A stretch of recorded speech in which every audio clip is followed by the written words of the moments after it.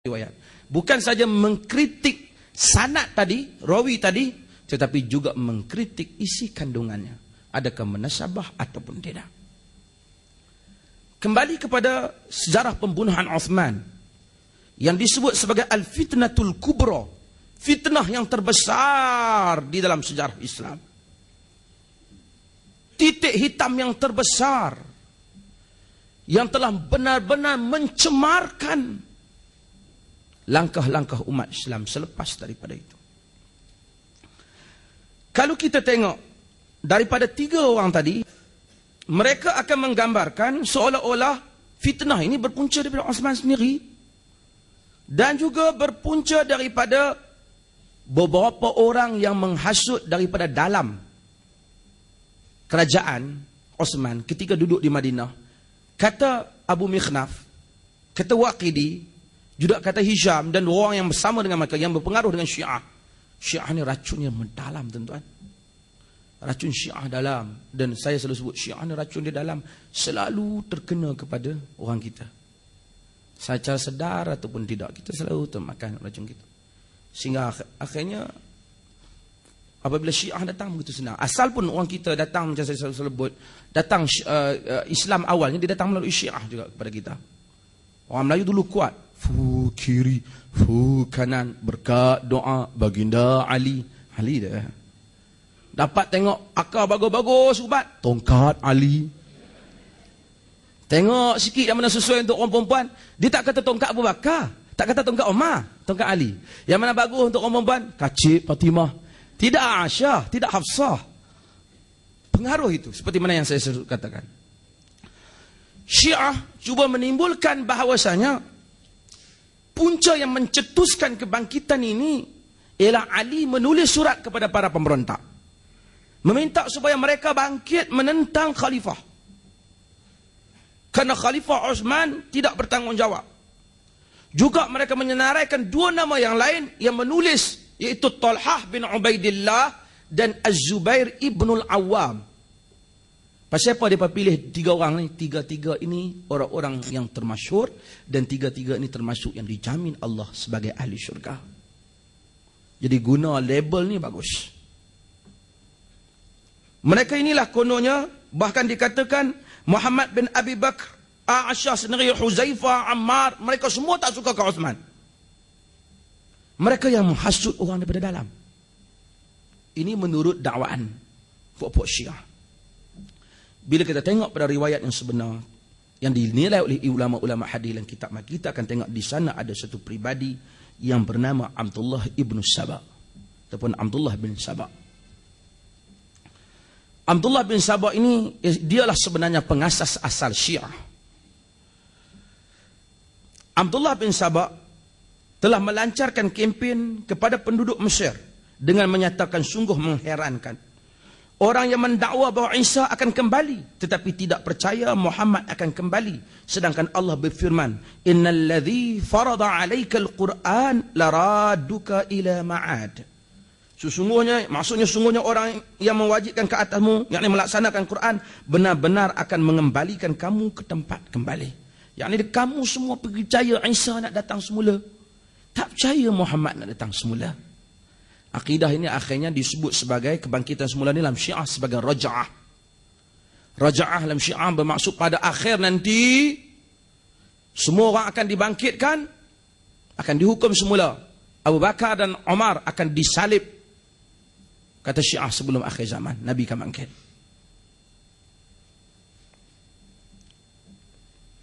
Dalam surat 82 saya sebut, kata dia lagi, sesungguhnya Allah telah melantik Nabi dan bagi setiap Nabi itu wasi, orang yang diwasiatkan sebagai khalif imam. Ali adalah orang yang diwasiatkan oleh Muhammad. Muhammad adalah penutup sekalian Nabi. Ali adalah penutup sekalian para wasi. Siapakah yang lebih zalim daripada mereka yang tidak melaksanakan wasiat Rasulullah dan menepikan orang yang diwasiatkan oleh Rasulullah. Kemudian beliau berkata, sesungguhnya Uthman telah mengambil sesuatu yang bukan haknya. Ini dia Ali, wasi Rasulullah. Bangkitlah kamu semua dan sebarkanlah perkara ini. Mulalah mencerca pemimpin-pemimpin kamu. Laksanakanlah al-amru bin ma'ruf wan nahyi 'anil munkar. Mintalah sokongan daripada orang ramai. Serulah mereka kepada perkara ini. Tuan-tuan, Abdullah bin Sabah mula nampak Tentu ada orang tanya, ada ke orang nak ikut Abdullah bin Sabah? Dia ni asalnya Yahudi Sana'a. Tapi masuk Islam, nampak macam syekh, ceramah. Pandai cakap. Orang kalau pandai cakap ni jangan main-main tuan-tuan. Ubat dia kita kena penin pun ada orang beli. Orang pandai cakap, tuan-tuan tak percaya. Saya ingat kalau penceramah ni kena bagi berjaya. Kalau parti politik saya cadangkan kalau nak menang kempen pilihan raya, pergi kat jalan Masjid India ambil penceramah-penceramah tu. Mereka semua pandai. Macam-macam. Sekali ditunjuk di jalan Masjid India tu, tapak kasut Nabi, tulis Jawa. Macamlah Nabi orang Jawa. Pun ada mangkuk yang beli.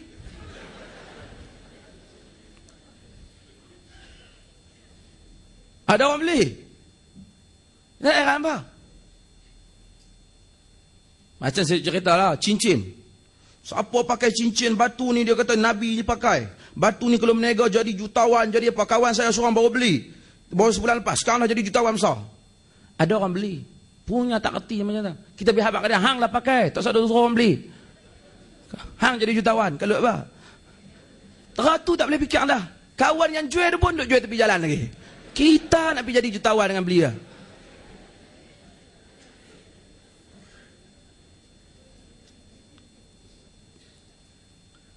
Ada orang perempuan di Perak mengaku jadi Nabi, Imam Mahdi. Ada orang ikut. Orang tanya, apakah ada orang mengikut Abdullah bin Sabah? Apa nak heran ada orang ikut? Nanti kuliah saya untuk kali keberapa nanti saya akan tayang di sini. Zikir menari di Kedah. Seorang tengok laman web ada zikir mabuk. Kita duk ingat kungfu mabuk zikir mabuk.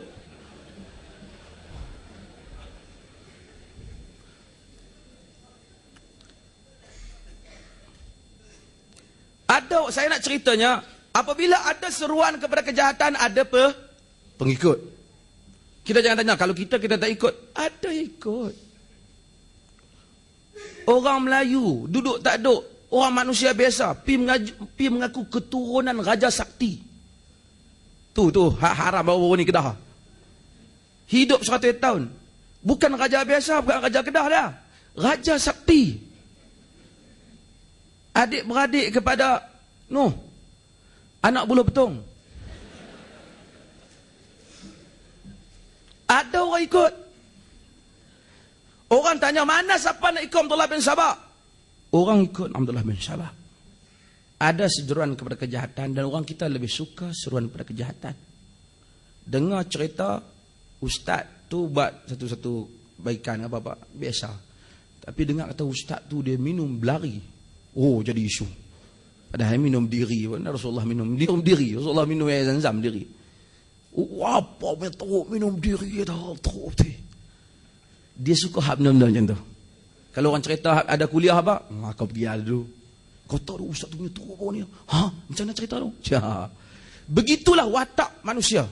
Abdullah bin Sabah, kempen yang dilancarkan bukan yang sambut dia para sahabat. Sekarang empire Islam sudah besar.